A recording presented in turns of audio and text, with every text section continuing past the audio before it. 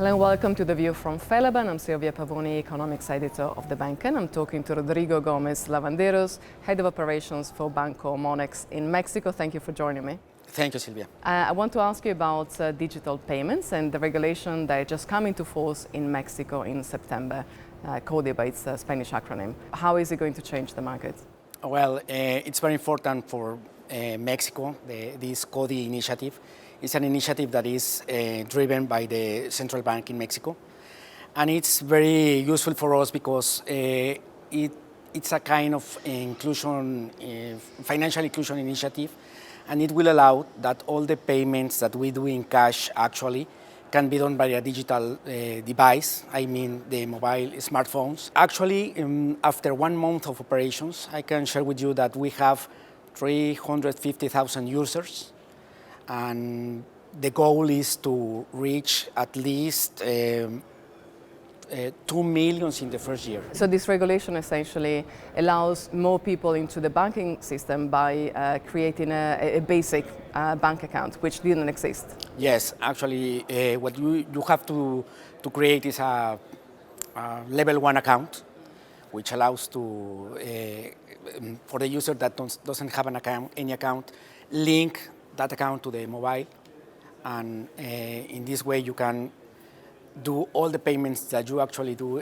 by cash, paying with the digital mobile. So in theory, it's going to boost, of course, volumes, and so it's going to improve the whole economy of Mexico as a whole. Something else that Mexico has also introduced not too long ago, in 2017, is legislation around fintech, so the definition of what a fintech is. Yes. And you were saying earlier that since its creation, there are already 50 fintechs that are registered and such, and the waiting list of 500. Yes. Okay. So how do you think is this growth in the fintech environment going to impact banks? Are banks scared that there are new and forceful and nimble competitors coming to eat their lunch?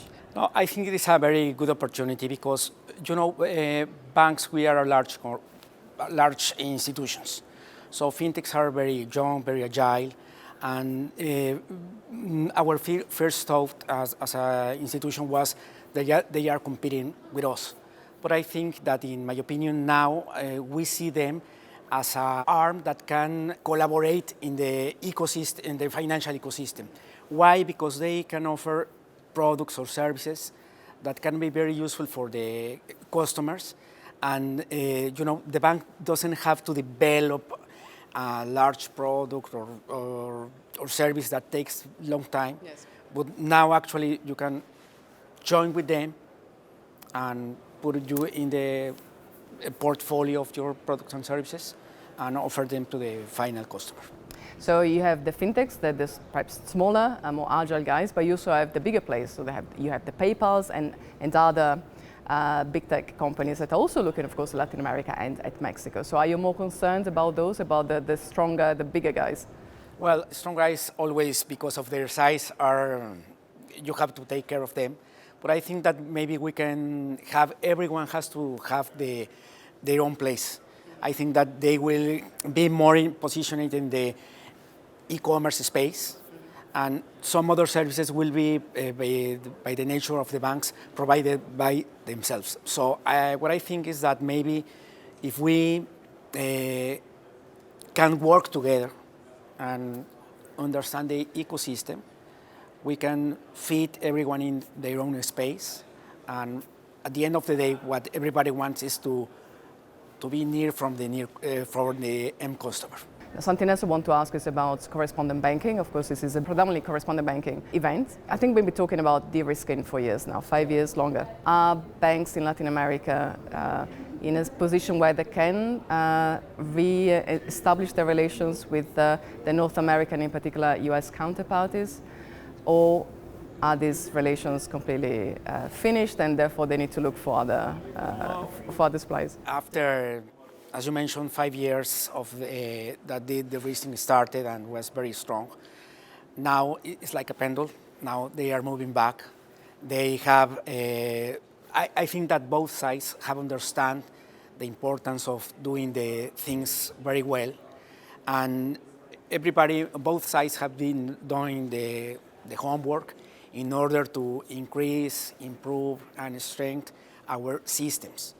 So you're feeling that Latin American, Mexican banks, perhaps in particular, from your perspective, have improved the due diligence processes and they know your customer activities so that they can meet the requirements of US banks? Yes. Good. And the US banks, are they interested in Latin America? Yes, of course.